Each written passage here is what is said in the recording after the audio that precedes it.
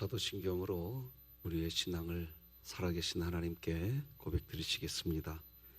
전능하사 천지를 만드신 하나님 아버지를 내가 믿사오며 그 외아들 우리 주 예수 그리스도를 믿사오니 이는 성령으로 잉태하사 동정녀 마리아에게 나시고 본디오 빌라도에게 고난을 받으사 십자가에 못 박혀 죽으시고 장사한 지 사흘 만에 죽은 자 가운데서 다시 살아나시며 하늘에 오르사 전능하신 하나님 우편에 앉아 계시다가 저리로서 산자와 죽은 자를 심판하러 오시리라. 성령을 믿사오며 거룩한 공회와 성도가 서로 교통하는 것과 죄를 사하여 주시는 것과 몸이 다시 사는 것과 영원히 사는 것을 믿사옵나이다. 아멘. 우리 찬송가 570장 주는 나를 기르시는 목자 하나님께 찬양드리겠습니다.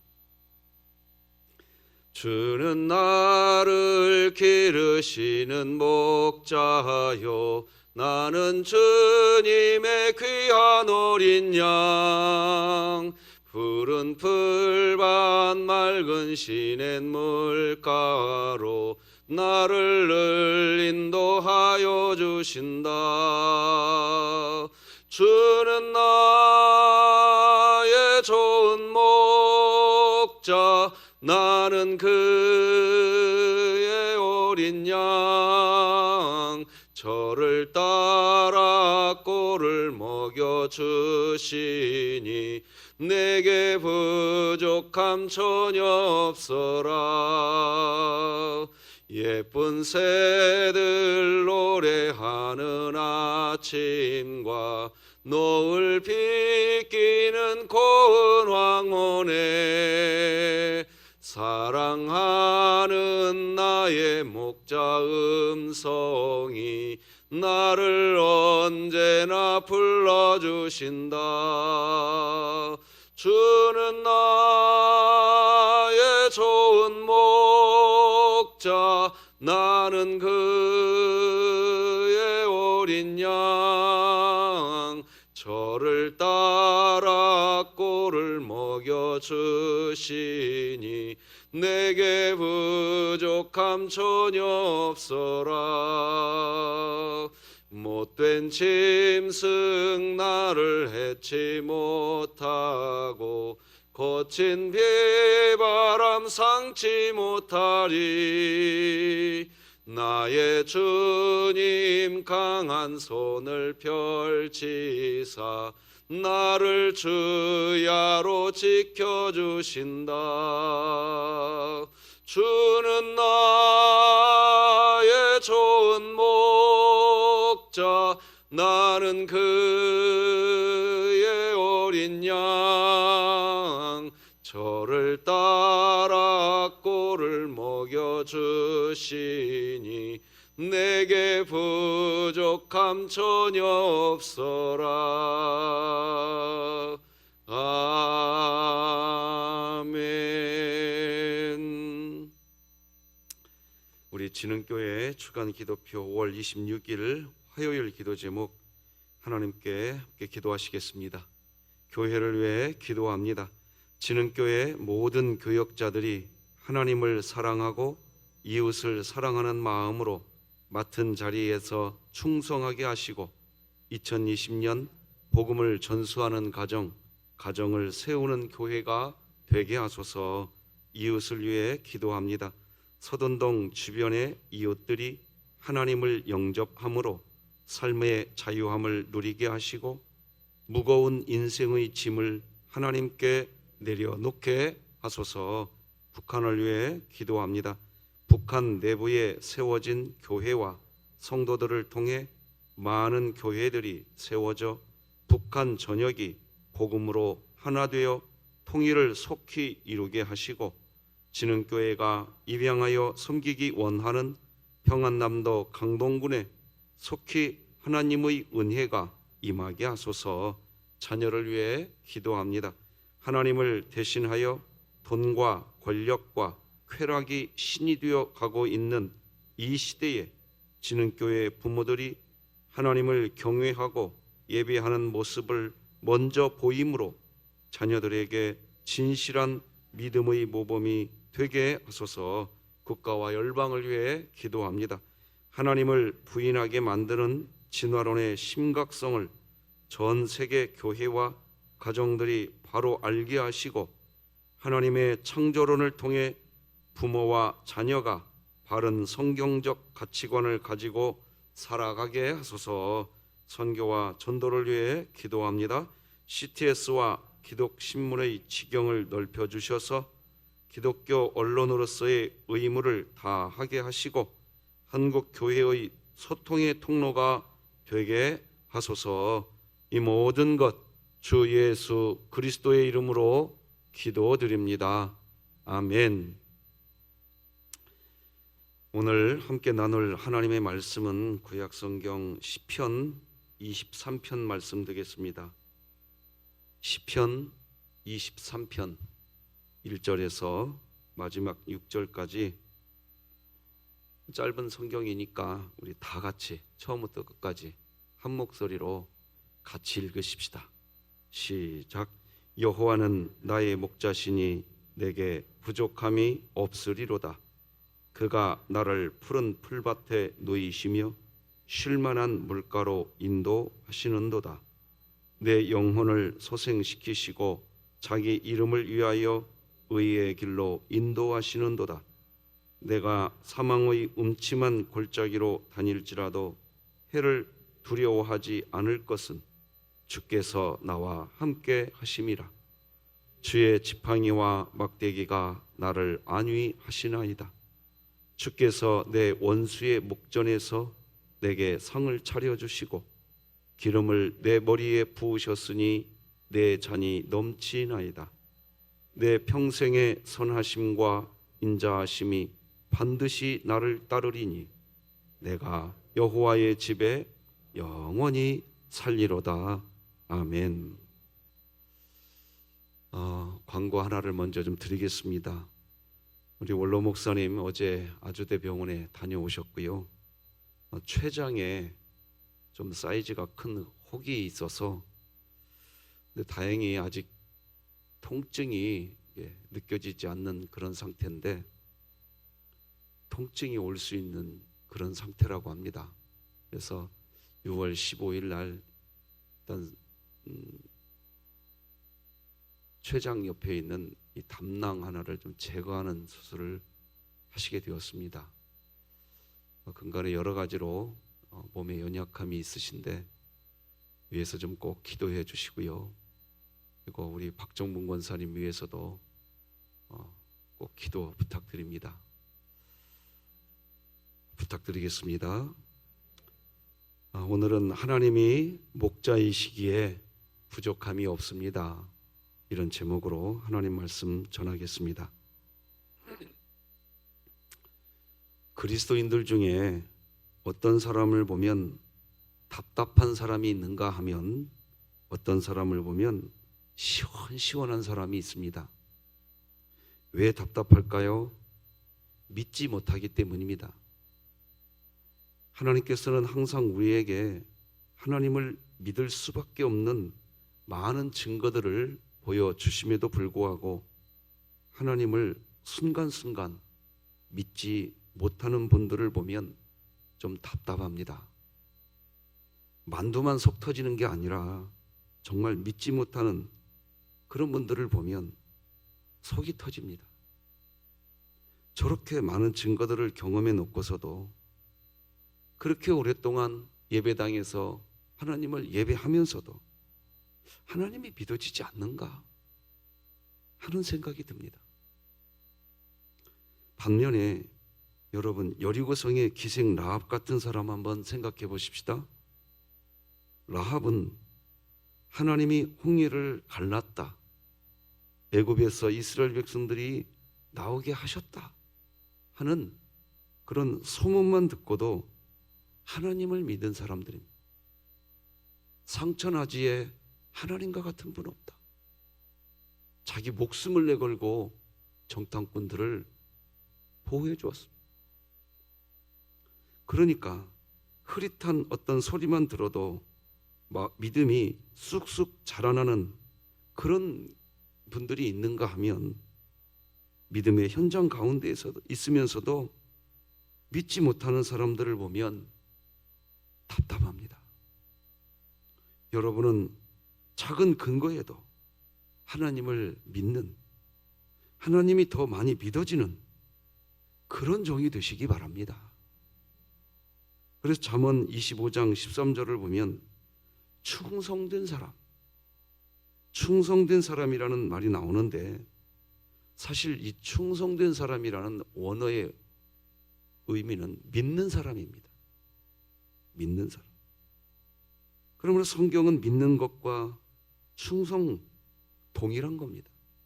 우리 잠언 말씀 같이 한번 읽어볼까요? 시작. 충성된 사자는 그를 보낸 이에게 마치 추수하는 날에 얼음 냉수 같아서 능히 그 주인의 마음을 시원하게 하느니라. 답답하지 않고 시원하게 해줍니다. 하나님의 마음을 시원하게 하는 사람은 바로 믿는 사람입니다. 믿고 나가는 것입니다. 하나님께서 표징을 주실 때 믿고 하루의 삶을 사는 사람, 하나님의 마음은 그런 사람을 통해서 시원해지는 겁니다. 오늘 하나님을 믿을 수 있는 표징, 예배의 자리에 불러준 이 표징 보셨으면 오늘 믿고 사시기 바랍니다. 그러니 오늘 본문에서 다윗이 여호와는 나의 목자시니 내게 부족함이 없으리로다. 그가 나를 푸른 풀밭에 놓이시며 쉴만한 물가로 인도하신도다. 이렇게 노래하는 이 노래를 들으실 때 얼마나 하나님의 마음이 시원해지실까? 신앙생활을 하시면서 하나님의 마음을 즐겁게 해드리고 싶어 하시는 분들 많이 계십니다. 무엇이 하나님의 마음을 시원하게 해드리는 그런 일이냐? 바로 하나님이 나의 목자이신 것을 믿고 하루의 삶을 출발하시면서 하나님이 목자가 되셔서 오늘도 나를 푸른 풀밭에 놓이시며 쉴만한 물가로 인도하신다. 이렇게 고백하면서 이 말처럼 믿고 하루의 삶을 출발하는 그런 그리스도인, 바로 그런 그리스도인을 통해서 하나님의 마음이 시원해지시는 것입니다. 할렐루야. 자, 그런데 푸른 풀밭이 뭐냐는 거예요. 쉴만한 물가가 뭐지요? 재물이 많아지는 걸까요? 한국교회는 죄송하지만 지금까지 그렇게 가르쳐 놨습니다. 건강이 좋은 거, 예, 좋은 겁니다. 권력을 갖는 거, 편하게 사는 거, 여유 있게 사는 거, 예, 다 좋은 겁니다. 그런데 성경에서 말하는 푸른 풀밭, 쉴만한 물가가 그런 것일까요? 그렇게 가르치면 안 됩니다. 그래서 신앙생활 하다가도 편해지지 않고 건강이 좀 나빠지고 어려워지면 어떻게 하나님이 내 목자냐고 따지고 듭니다. 성경에서 말하는, 다윗이 말한 이 쉴만한 물가 뭘까요? 무엇이 풀밭일까요? 여러분, 하나님이 내 안에 계시는 것, 그것이 풀밭인 줄 믿으시기 바랍니다. 하나님이에요, 하나님. 이 세상이 어떠한 것이 아니란 말이에요. 하나님이 우리에게 함께 해주시는 것은 하나님을 믿게 하기 위해서인 것입니다. 하나님이 지금 우리 안에서 여전히 일하고 계시는 것입니다. 때때로 하나님이 우리 안에 계시다는 것을 알게 해주려고 징조를 보여주십니다. 기적이죠. 또 어떤 사인이죠. 이런 어떤 징조가 있으면 사람들은 놀라워합니다. 하지만 하나님이 우리에게 어떤 사인을 주시는 것은 신앙생활에 어떤 영적 흥분을 갖게 하려고 주시는 게 아닙니다. 하나님이 우리에게 사인을 주시는 것은 하나님을 정말 믿게 하기 위해서입니다. 그러니까 어떤 은사 체험을 통해 어떤 사인을 경험하게 될 때 자랑하거나 놀라는데 관점을 두지 마시고 정말로 하나님을 믿고 있는데 거기에 초점을 맞추시기 바랍니다. 커다란 어떤 징조, 예를 들어 죽어가는 사람들이 살아나고 질병이 고쳐지고 하는 일들, 예언하고 놀라운 방언을 하는 일들, 그런 일들이 아니더라도 하나님의 징조는 우리에게 항상 주어집니다. 당장에 이 새벽에 말씀드린 것처럼 우리가 하나님을 지금 예배드리고 있습니다. 하나님이 인도하시는 하나님의 징조입니다. 이런 작은 징조들, 하나님이 여전히 아버지라고 불려지는 이런 사인들, 예수 그리스도를 나의 주님이라고 고백하는 나의 고백, 이 모든 것들 지금도 우리는 경험하고 있습니다. 여러분, 믿음이 굳건해질 수 있는 이유 여전히 충분히 있지 않습니까? 동의가 안 되십니까? 어떤 정말 우리가 말하는 일반적인 기적, 그것이 있으면 굳건해지실 그런 겁니까? 그렇다면 우리도 하나님으로 인한 풀밭, 이것을 기다리고 있는 게 아니라 어디 선앙당에 가서 기도하고 있는 무속인들이나 다른 종교인들이 기도하는 그 기도에 그 사람들이 원하는 것이나 똑같다는 거예요. 여러분, 하나님 한 분으로 충분해지는 그 믿음이 되시기 바랍니다. 그렇게 우리의 믿음이 굳건해지게 될 때 당당하게 선포되는 고백이 있습니다. 바로 하나님은 내 영혼을 소생시키시는 분이시다. 자기 이름을 위하여 지금도 나를 의의 길로 인도해 주시고 계신다. 병석에 누워 있으면서도 그런 고백이 됩니다. 눈물을 흘리는 중에 있을 때에도 여전히 그렇게 고백됩니다. 우리 다 같이 3절 함께 읽겠습니다. 시작. 내 영혼을 소생시키시고 자기 이름을 위하여 의의 길로 인도하시는도다. 얼마 전에 어느 성도님을 만났습니다. 눈물 없이 그 성도님의 요즘의 근황을 들을 수가 없었습니다.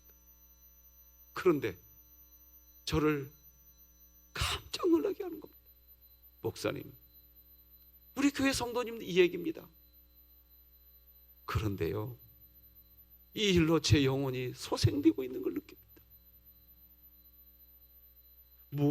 여러분, 하나님은 이 세상에 어떤 것을 채워주심으로 우리에게 풀밭으로 인도하신 그런 게 아니라 하나님 그 자체가 풀밭이 되시기 바랍니다. 우루과이에 소설 같은 일이 실제로 일어났습니다. 실제 얘기 드리는 겁니다. 헤랄드 아코스타는 자신이 일하는 공장에 출근했으나 신분증 기한 만료로 작업장에 들어가지 못했습니다. 걸어서 집으로 돌아가던 그는 더위를 피해 승차 요청을 시도했고 관용차 한 대가 그를 태워주었습니다. 차 안에 들어선 헤랄드는 깜짝 놀라고 말았습니다. 운전석에는 호세 무이카, 당시 우루과이 대통령이, 조수석에는 부인인 루시아 토플란스키 상원 의원이 있었습니다. 헤럴드는 그때 상황을 아래와 같이 설명했습니다. 대통령이 나를 차에 태워줬다. 그리고 상황을 설명하니 집까지 데려다 주셨다. 이 사실을 나는 믿을 수 없었다. 대통령 부부는 매우 친절했다. 그날 하루 동안 비록 일하지는 못했지만 이 짧은 여행은 더없이 소중하고 유쾌했으며 행복했다. 여러분, 자신이 일하는 공장에서 일하지 못했기에 생활비를 벌지 못하여 생활고의 마음이 괴로운 날이지만 대통령 부부의 친절을 받을 때 하루 동안 비록 일하지 못했지만 더없이 소중하고 더없이 유쾌했고 행복했다고 이야기합니다.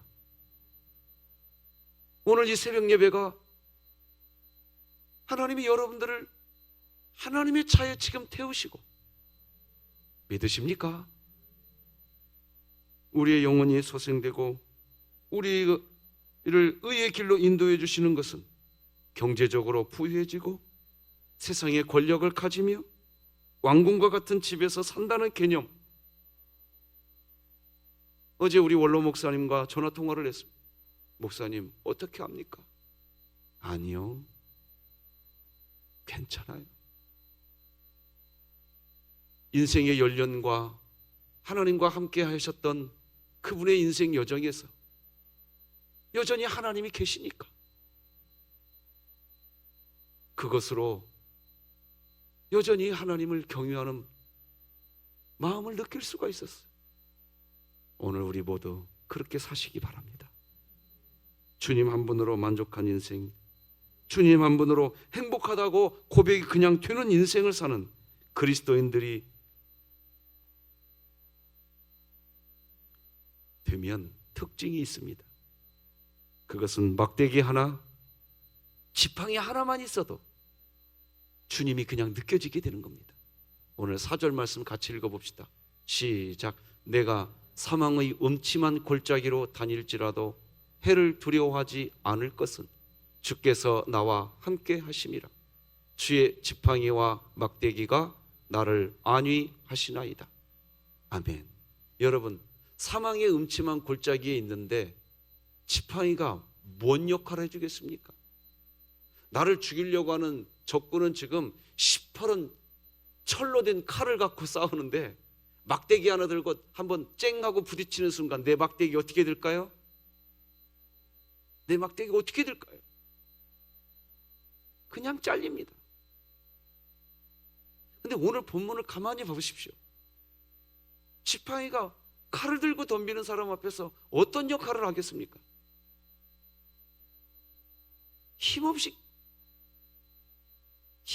깨지고 맙니다. 그런데요, 지팡이 하나, 막대기 하나 보면서도 왜 두려워하지 않느냐?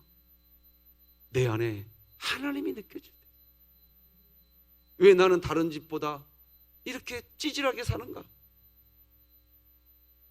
나는 왜 가진 게 이거밖에 없는가? 왜 내 인생에는 이런 눈물이 이렇게 많은가? 그러다 아무런 힘도 못 쓰는 것을 보는데도 하나님이 느껴지는 은혜, 하나님 때문에 느껴지는 것이지 지팡이 때문에 느껴지는 게 아니올시다.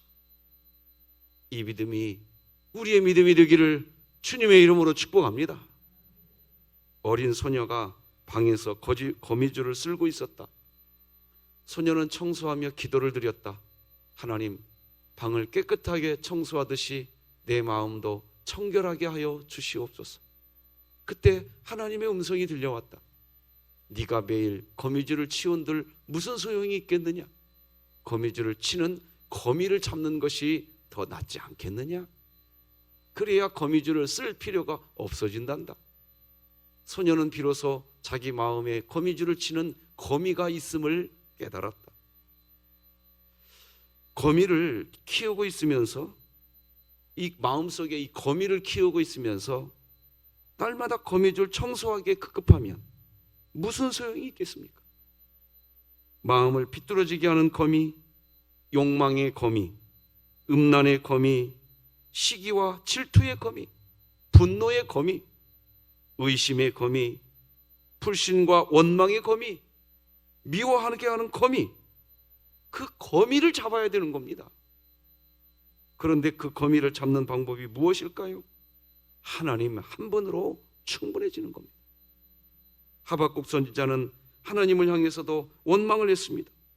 하박국 1장 2절 보니까 여호와여, 내가 부르짖어도 주께서 듣지 아니하시니 어느 때까지리이까? 내가 강포로 말미암아 외쳐도 주께서 구원하지 아니하시나이다.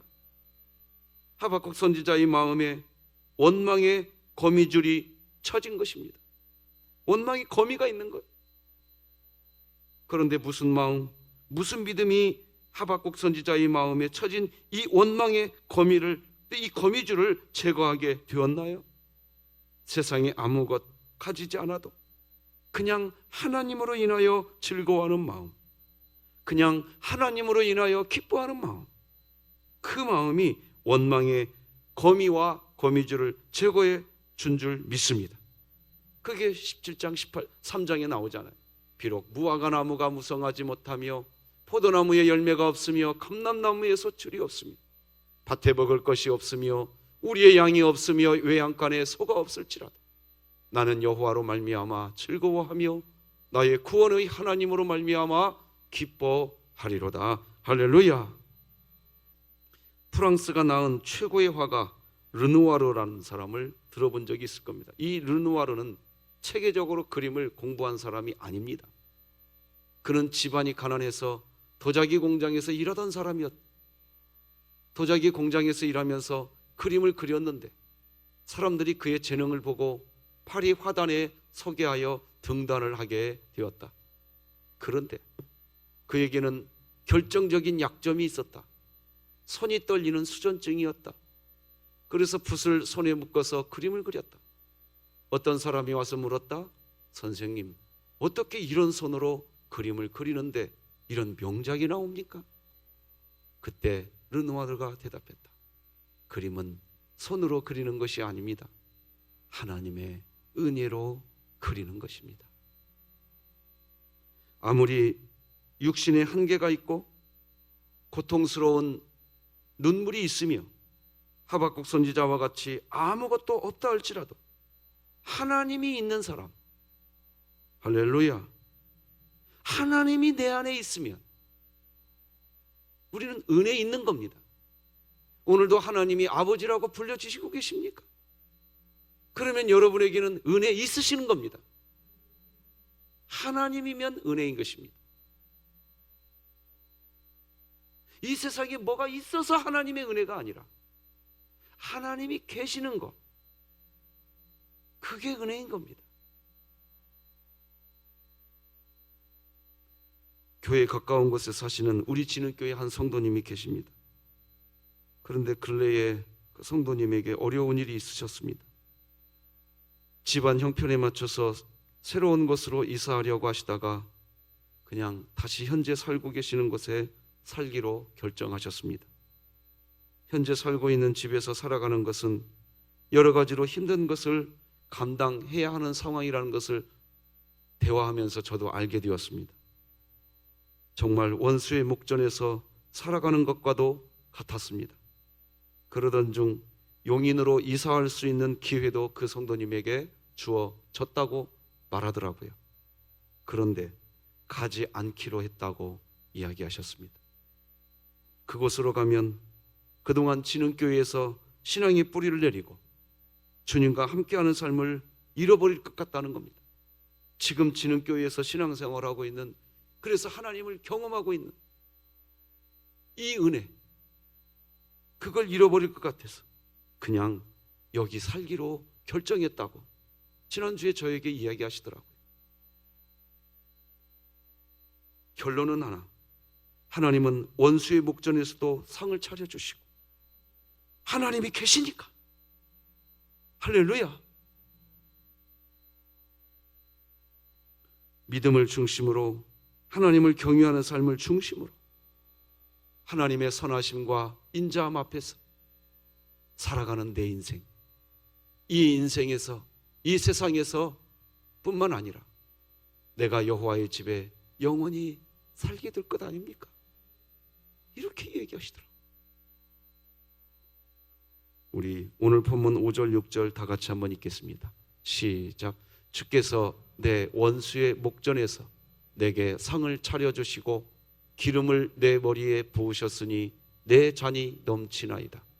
내 평생의 선하심과 인자하심이 반드시 나를 따르리니 내가 여호와의 집에 영원히 살리로다. 다윗은 딱 하나, 나에게 영원히 여호와의 집에 살 수 있는 그 길로 지금 하나님이 나를 운전하고 데려가고 계시는 줄 믿으시기 바랍니다. 그것을 알게 해주려고 이 새벽에 하나님이 운전하시는 차에 지금 여러분은 동승하셨습니다. 믿으십니까? 기도하십시다. 하나님 아버지, 감사합니다. 여호와는 나의 목자시니 내게 부족함이 없으리로다. 하나님이 나의 목자니까 설령 재물이 없고 설령 몸에 아픔이 있고 설령 눈물을 흘리게 되는 일들이, 그러나 주님이 계시니까 하나님은 여전히 인자하신 분이요 선하신 분이신 줄 믿습니다. 하나님, 우리 원로 목사님 그 손을 붙잡아 주시옵시고, 우리 박정문 권사님 그 손을 붙들어 주시옵소서. 코로나19 이 팬데믹 상황 앞에서 세상의 삶의 방식이 바뀌어져 가고 있는 이때에 주여, 상황이 조건이 그렇다 할지라도 하나님으로 충분한 교회 되게 하여 주시옵소서. 진흥교회 예배당 예배도 완벽하게 회복되게 하여 주시옵소서. 예수님의 이름으로 기도드립니다. 아멘.